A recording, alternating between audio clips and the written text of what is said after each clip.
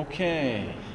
Um, well, I was proud of our football team Saturday night. Proud of their grit and their fight, and wasn't always pretty at times, but they kept battling and kept believing, and they didn't flinch. Um, Defensively, I thought we played pretty well. Maybe one of our best games. We only gave up 3 points in the second half. Trey McGowan and David Mayo combined for 44 tackles between the two of them. That was pretty amazing. David keeps doing it week in and week out, and Trey's getting better. And that's really good to see with, of course, the loss of Mike and things like that. So that's been good. Offensively, it wasn't very pretty in the first half, but I'd like to tell you we went in and made lots of adjustments, and we really were smart as coaches. But, really we got to the locker room this year, and it was like I said Saturday night, it was just like last year. And we got ourselves back in position to win last year. And I just told them we're right where we were, and we just got to make another play or two this year instead of them making a play or two. And we were able to do that. And I think the biggest change that happened for us offensively was that we kind of got used to the speed of their defense, used to the speed of their game, got our fits better, got our reads better, didn't get behind the chains as much. And, Tyler, CJ, Rob, Terrence all made some plays. Other guys, it kind of the game went about like I told our guys it would go. I told them all week it would kind of come down to we have to stop them at the end of the game, or we have to make a drive at the end of the game. I'm a little too prophetic because we had to do both. But to our credit, we did it. Great fourth down stop by Jared Jeter Gilman and Trey, and got them off the field and let us run out the clock. So good road win for us. That was our first conference road win.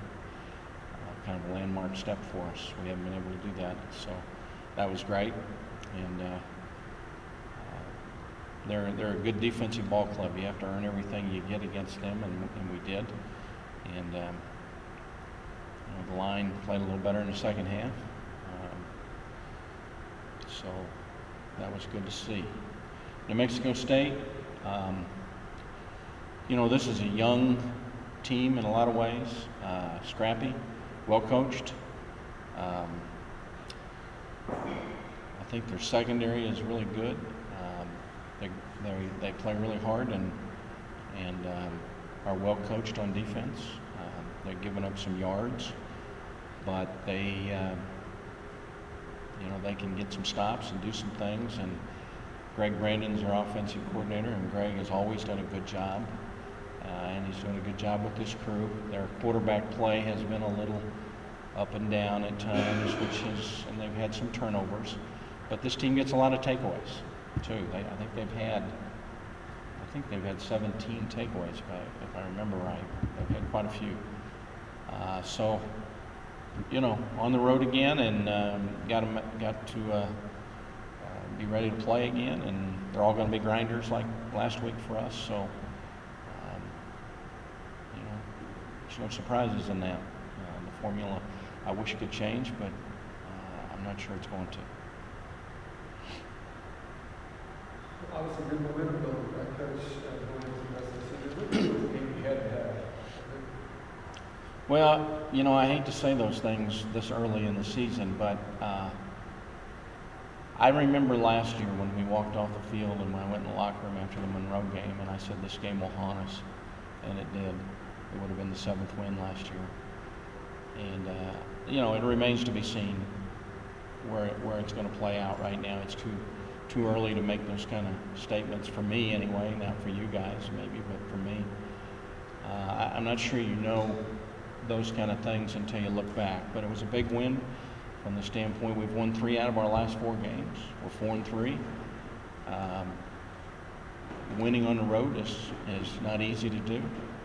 Monroe is not an easy team to beat. And so, from all those aspects, it was. You said that you conversions were key, obviously. Routine downs, keep it in. You had a couple of fourth downs that Dave, one that got hit with, stopped him wherever the man stopped, and then they were on the right stop. That was really swing plays for him, right, Coach?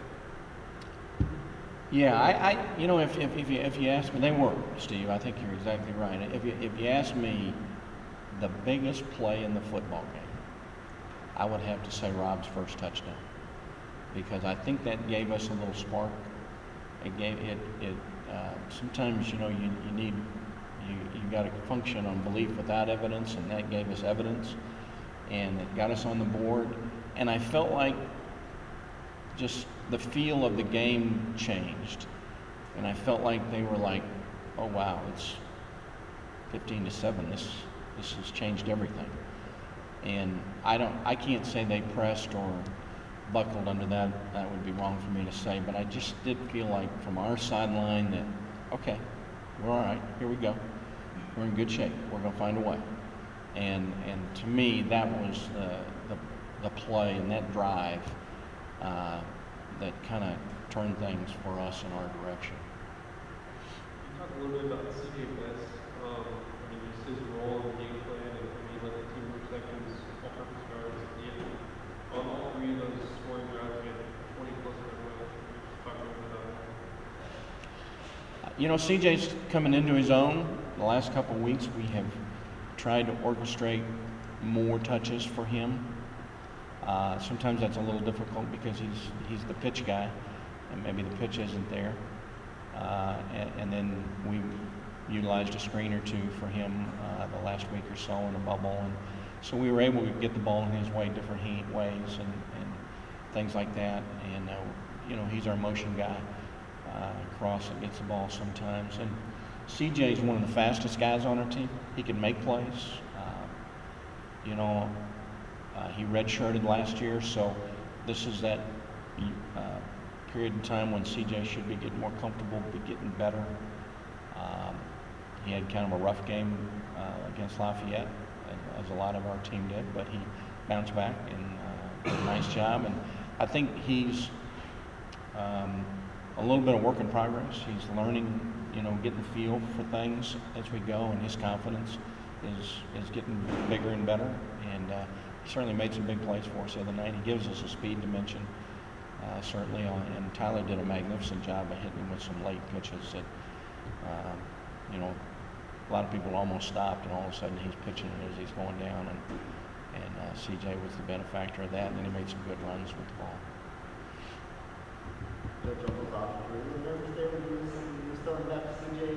Excuse me? Were you a little nervous there when he was throwing it back to CJ going down on the ground, or is that something you just come to realize that Tyler knows how long he can hold the ball to? I wasn't nervous. I've seen him do it in practice. And that's what a good quarterback does. Those are good decisions on his part, and until you're on the ground, the play's not over. And and they weren't wild pitches. I mean, I think there's a comfort when you know that the guy you get to is either going to have to take you or CJ, and he took me, so I'm getting it to CJ, and everything. So those are the kind of things I want him to do. I hope he can do, and I believe he can do. David Mayo, does it make it more impressive what we've been able to do the last couple of weeks with after Mike is gone, to be able to still be the standout that he's been over the last month or so? David's amazing. I mean, I don't know if I've ever coached a guy that's making as many tackles a game as he's making. And I've coached some pretty good ones, Brian Urlacher and some others, but this guy's like a heat-seeking missile. He finds something to hit and blows it up. And to do it week in and week out is a real tribute to him in his preparation and his focus and how he practices and prepares, and his attitude and approach, his maturity, speed and quickness. He's 240. He can run. A lot of the scouts from all the teams have been here and have liked him and things. We'll see how that turns out for him. But that's the amazing thing to me is he just week in, week out, he's making that many tackles. And losing Mike has, I think, we all have to tighten your belt when we lose a good player, and David's probably done that a little bit. I think the other guys that really, Trey and Steven and Jared, have kind of helped that a little bit too. Fran, I think probably most of the time that you guys go out on the road, people will probably put you in the underdog category. How does it affect you guys going out on the road and people saying this is a game that Texas State should definitely win? I don't think it has any effect on us. I don't know if we ever feel that way. We're best when we get our chip on our shoulder, and I don't pay any attention to things like that other than make my own diagnosis of what we need to do to win. And I have a lot of respect for Coach Martin at New Mexico State and that program and what they're doing. And they beat Georgia State at the end of the game, and they played some people tough. I see the formula for them to have success, and so we got to counter that, and that's where I get lost in that, and not any thought of who's favorite or who's not. I mean, I think as a coach, you go into a game knowing we got to do these things, or we're going to have a hard time because the other teams might be pretty good, but that really hadn't been a big part of my thought process this week. It is a little unusual for us, so. Coach Tyler, these past weeks have gone down. Better this week than the week before, but he's really just taking what they're giving, but they want anything. I think so. They played a lot of man coverage the other night and played it very well, which left them vulnerable on the option. We probably ran a little more option than normal.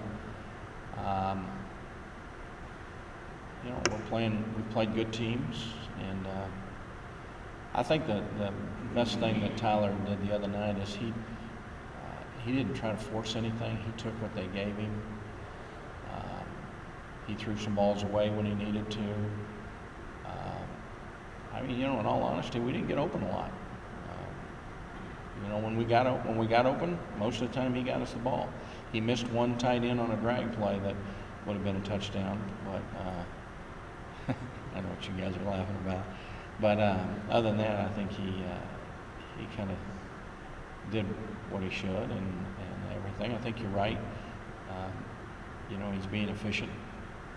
If it's not there, he's not trying to make it there. And I think a little bit in the Idaho game he did that, and I think a little bit in the Lafayette game he did that. And we've talked about it, and I think he's gotten past that, hopefully. He can only do his job. We got to protect him, which has been a little up and down. We got to catch it. We got to do the fundamental things, really that help him. Coach, you're so strong with your tight ends and you're doing it. Guys did so well at the top. Oh, I think probably a little bit more. Anytime you're a leading receiver, you always have a little extra focus on. I can't say that they've done a whole lot different the last couple of weeks. With the man coverage, as much. Brad had safeties he had to beat one-on-one and things like that. But our backs made plays this week for us. So again, we don't have to gear ourselves to anybody in the passing game. We just have to execute our reads, check it down when we need to check it down, throw it down the field when we get the opportunity to. We tried to throw it down the field a few times the other night unsuccessfully. We missed one read that he should have gone to the left, he went to the right, and we did win over on the left side, so he missed that side. But all in all, I don't want to sound critical of him at all. I thought Tyler gave us a chance to win. We couldn't have won without him, and he did what he needed to do, and we did what we needed to do. We're not the type of team they had good DBs. It was hard for us to beat them. Talking to Dr. Tice beforehand, we were talking about how you guys have the third best record in Texas. The team, you got TCU and Baylor out there, the other teams that have a better record than y'all in Texas. I'd be pretty proud of that. Bring them on. Bring them on, you know, I hadn't thought about that. That is nice. I hope we can win the next one and make our record a little bit better. I think this game Saturday starts a string of 5 games in November, right? Yep. We got about as many as you can cram in there. Yeah. And if you win the first one, it puts you 2 games over 500, 5 wins going into that stretch. What kind of tone do you feel like you can set for that kind of stretch run with, you know, this game against Get State? Well, that would be, if we can win Saturday, that's 4 out of 5, right? I said 3 out of 4, 4 out of 5, which is good. You know, we got some tough games ahead. We know that. I think you know, we've been a good road team, and we're going to have to continue that here in this November stretch because of the last 6, 4 are on the road. We've played one of them now, but now the last 5, 3 of them on the road and against good teams. But we have played well on the road so far. We could almost be 3-0 on road games, which is hard to do. Well, for a long time around here, we had a hard time winning any road games when we were first making the transition from FCS to FBS. So, you know, I think every win gives you confidence, maybe momentum, but you know, it's also what you do with it. And I know you guys hate this, but we just got to get lost in this one right now and try to get number 5. And you know, when you get number 5, then that puts you in a position to shoot for that good number. And we know that number doesn't mean crap, so so we got to keep shooting. And hopefully it will maybe this year, but right now we just got to get number 5.